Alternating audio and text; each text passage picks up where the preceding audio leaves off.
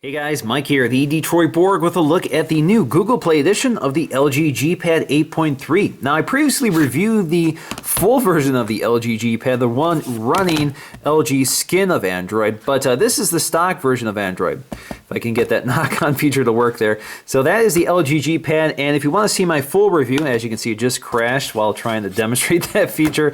So if you want to see my full review of the LG G Pad 8.3, I'll post a link in the description below. But anyway, this is sold in the Google Play Store for $349, running the latest version of Android right now, Android 4.4.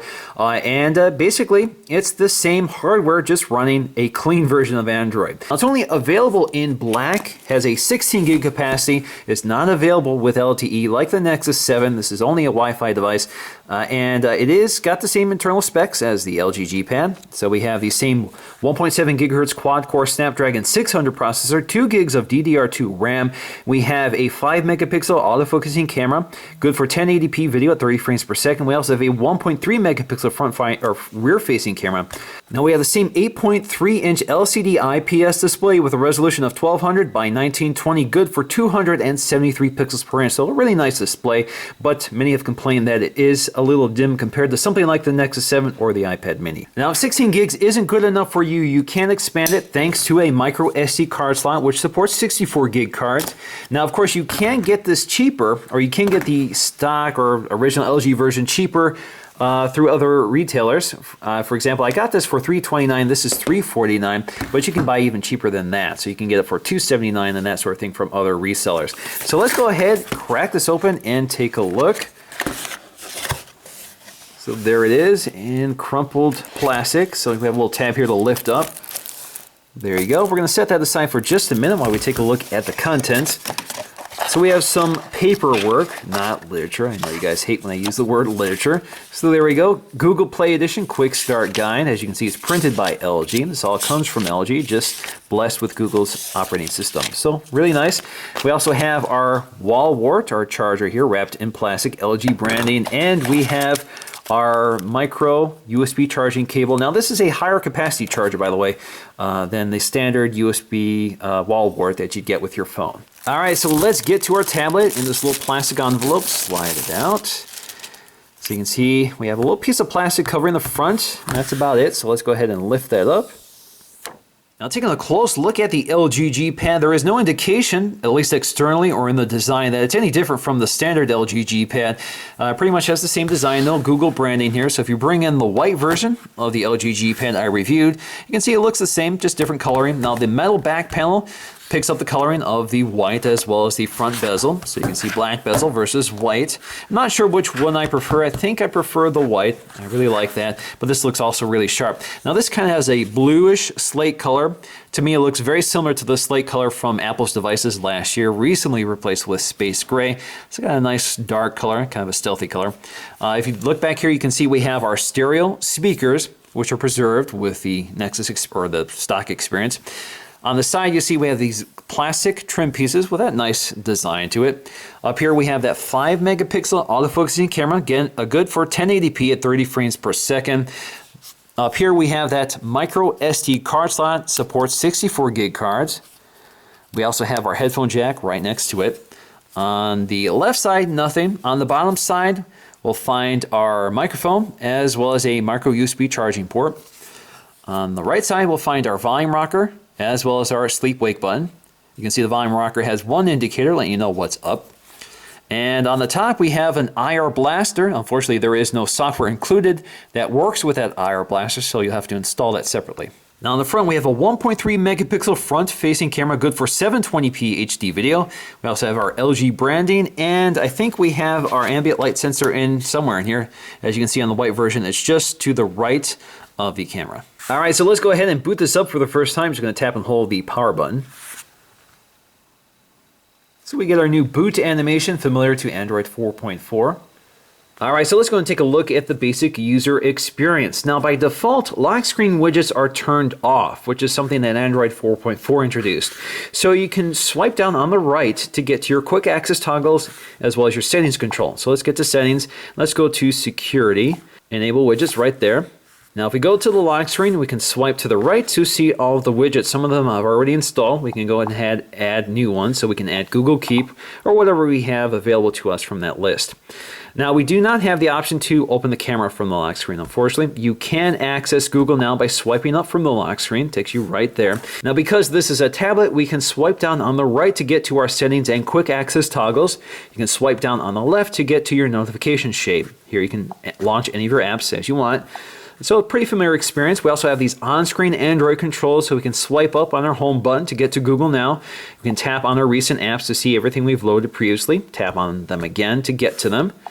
And of course you can also close them as well by swiping them out of the way, and the back button works as you'd expect. Now for the most part, this looks and acts just like the Nexus 7. It has the same software configuration. They haven't added anything to it like the Z Ultra did or the HTC One did with audio.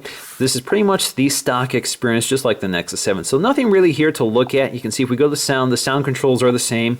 The display settings are the same as well. So they haven't done anything that really differentiates it. Now like the Nexus 7, this also has landscape orientation on both the lock screen and home screens. So this is also similar to the Sony Z Ultra for the Google Play Store.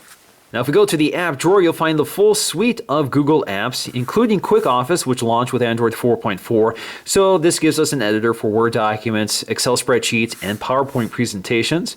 And we have the Hangouts app, Drive, Currents, the calculator, the standard Google Calendar, Chrome, of course, is the default web browser. We have Google Keep, Maps, we have the People app. We also have Photos. So we now, instead of having a Gallery app as well as a Google Plus Photos app, we now just have the Photos app, which merges it all together.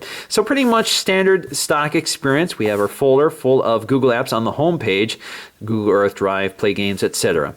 Now taking a look at some of our benchmarks next to the Nexus 7, you can see this does do a better job, but it does have a processor clocked a little higher at 1.73 gigahertz versus 1.51 gigahertz. Both, of course, are quad-core processors, so 641 versus 580, 1996 versus 1848. Generally speaking, that's pretty close. Now if we compare the LG G Pad to the Nexus 7, obviously it is much bigger than the Nexus 7, but the display is much dimmer. So for example, if we bring up the same website with the same white space, you can see just how much dimmer the LG G Pad looks in comparison to the Nexus 7. Both displays are set to the same brightness, so if we go to our display settings right here, let's see, right there. You can see they're both set to maximum, so that gives you an idea of the relative screen brightness from the LG G Pad to the Nexus 7. So like a lot of people complain, the LG G Pad is a little dim looking compared to something like the Nexus 7 or even the iPad mini. So again, we bring up our brightness controls just to show you. Again, we have the same brightness. So generally speaking, come on, get out of the way. You can see that the LG G Pad is a little dimmer. Now taking a look at the camera app, it's pretty straightforward stuff for a stock experience. We have tap to focus, and as you can see, you get the little animation indicating that you've successfully focused on your scene. It also adjusts exposure and that sort of thing. You can also change your mode here by changing it to panorama mode. We also have Photosphere, which we're familiar with, allows you to take a photo, kind of coaches you through that. I'm not going to go through that process. You've seen it before. We also have our video camera, so you can record video. And as you're recording a video, you can't snap photos like you can with other software. So you can click stop. You can go to your settings icon up here. This gives you to your settings, as you can see right here. So you can see it's a limited number of settings. It drills down for you. Now you can also tap anywhere on this display to bring up your settings, and it follows your finger to wherever you want to go. And as you can see, it drills down into your settings so you can select more things as you go. Now if we go to the still camera, again, tap anywhere on the screen to focus. You see, get a little animation here.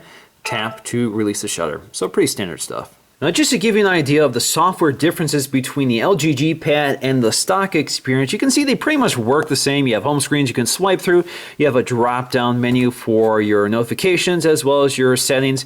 There are, of course, differences here. So you have a lot more features on the LG G Pad, and a lot of people don't like this heavy-handed skin over Android, which I'm one of those people. I prefer not to have a lot of this, but some of them are quite useful, such as these quick access toggles. You have much fewer of them on the stock experience. And in fact, many of them take you right out of the menu app. So for example, if you want to change brightness, it leaves that drop-down menu. In this case, I can change brightness while staying within the drop-down shade. So those are features that are useful. Many of the other features are not particularly useful, so I prefer to live without them, particularly if it means I get the latest version of Android and a smoother experience. Now, I can't really complain about the LG G Pad besides its habit of restarting and crashing on certain things, but overall performance is pretty smooth and quick, and you still get a lot of features to use if you prefer. Of course, you don't have to use them if you don't want to, but ultimately I prefer the look and feel of stock. Now, although we have stereo speakers on the back, they are rear firing, so they can't really compete with the front firing stereo speakers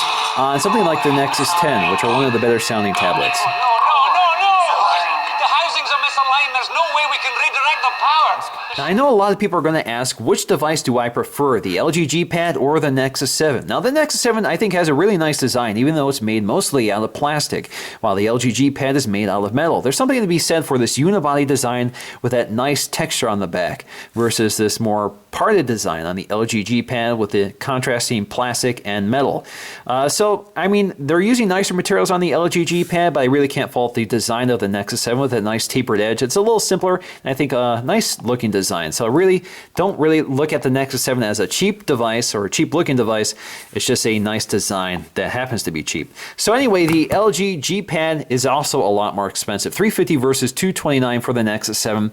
And the Nexus 7 is a really good device. It has a beautiful display. It's brighter than the LG G Pad. It's also got the same resolution. So 1920 over 1200 over a 7-inch display gives you a higher pixel density. So 323 versus 273 on the LG G Pad. So you get a better quality display. It's just smaller on the Nexus 7. But for me, I prefer the screen size of the LG G Pad 8.3. I find this a more useful screen size than something like the 7-inch tablet because my phones are getting bigger and bigger. So I don't really find a need to carry around a separate tablet that isn't too much bigger than my phone. So I actually find this preferable now versus something like the 7-inch tablets that have kind of been popular up until this point. So this also more closely resembles something like the iPad mini, which is a form factor I prefer. Now the iPad mini has slightly different dimensions, but generally speaking it's similar in size. So this is a 7.9-inch display versus 8.3, but you can see it's a 4:3 aspect ratio, so it's generally a larger display. It's just wider in terms of its portrait aspect versus its landscape aspect. So it looks larger than something like the 8.3 here. So from my perspective, I'm really glad to finally have a stock Android tablet similar in size and form factor to the iPad mini. So that's going to do for me in this video. Thanks for watching, and I'll see you again in the next video.